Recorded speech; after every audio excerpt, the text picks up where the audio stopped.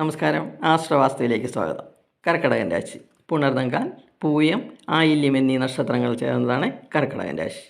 കർക്കിടകൻ രാശിയുടെ 6ാം ഭാവാധിപനായി വ്യാഴം, 12ാം ഭാവത്തിലും അഷ്ടമാധിപനായി ശനി ഭാഗ്യഭാവത്തിലുമാണ് 2026 ഏപ്രിൽ മാസത്തിൽ സ്ഥിതി ചെയ്യുന്നത്.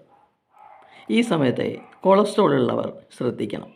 ആശുപത്രി ചിലവ് ഉണ്ടാകാം. 9ാം ഭാവത്തിൽ ശനി പാപഗ്രഹയോഗത്തോടു കൂടി നിൽക്കുന്നതുകൊണ്ട് ഗർഭിണികളായ സ്ത്രീകൾ പ്രത്യേകം ശ്രദ്ധിക്കേണ്ടുന്ന സമയമാണ്. 5ാം ഭാവാധിപനായ ചൊവ്വ ഭാഗ്യഭാവത്തിലാണ് സ്ഥിതി ചെയ്യുന്നത്. ഇത് വിദ്യാർത്ഥികൾക്ക് ഗുണാനുഭവങ്ങൾ നൽകുമെങ്കിലും സഹപ്രവർത്തകരോട് തർക്കിക്കാൻ അവസരമുണ്ടാക്കാതെ വിദ്യാർത്ഥികൾ പഠനത്തിൽ മാത്രം ശ്രദ്ധ കേന്ദ്രീകരിച്ചാൽ വിജയസാധ്യത വർദ്ധിക്കും. വിദേശ പഠനത്തിന് അനുകൂല സമയം തന്നെയാണ്. പക്ഷേ ഹാർഡ് വർക്ക് ചെയ്യേണ്ടി വരും. 5ാം ഭാവത്തിലേക്ക് വ്യാഴം ദൃഷ്ടി ചെയ്യുന്നുണ്ട്. ഇത് ഗുണകരമാണ്. 10ാം ഭാവാധിപനായ ചൊവ്വ മെയ് 11 വരെ 9ാം ഭാവത്തിലാണ് സ്ഥിതി ചെയ്യുന്നത്. ശനി, ബുധൻ, രവി എന്നീ ഗ്രഹങ്ങളുമായി യോഗം ചെയ്യുന്നുണ്ട്.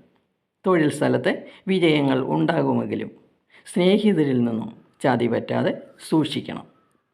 നീചനായ ബുധനുമായി ഈ സമയത്ത് യോഗം ചെയ്യുന്നുണ്ട്. വളരെ ശ്രദ്ധിക്കണം. 7ാം ഭാവാധിപനായ ശനിയുടെ ഭാഗ്യഭാവത്തിലെ സ്ഥിതി ബിസിനസ്സുകാർക്ക് അനുകൂല ഫലങ്ങൾ നൽകുന്നു. ബിസിനസ്സിൽ നിന്ന് വരുമാനം വർദ്ധിക്കും. പക്ഷേ ഈ സമയത്ത് പുതിയ പങ്കാളികളെ സ്വീകരിക്കാൻ പാടില്ല. നിലവിൽ ഉള്ളവരെ വളരെ ശ്രദ്ധയോടുകൂടി നിർത്തുകയും വേണം. പ്രണയിക്കുന്നവർക്ക് അനുകൂല സമയമാണ്. ഇണക്കങ്ങളും പിണക്കങ്ങളും ഉണ്ടാകാം. ദമ്പതികൾക്ക് അഭിപ്രായ വ്യത്യാസങ്ങൾ മറന്ന് ഒരുമിക്കാൻ അനുകൂല സമയം തന്നെയാണ്. പങ്കാളിയെ അനുസരിക്കുന്നതാണ് ഉചിതം. വിവാഹം ആലോചിക്കുന്നവർക്ക് തടസ്സം ഉണ്ടാവുകയില്ല.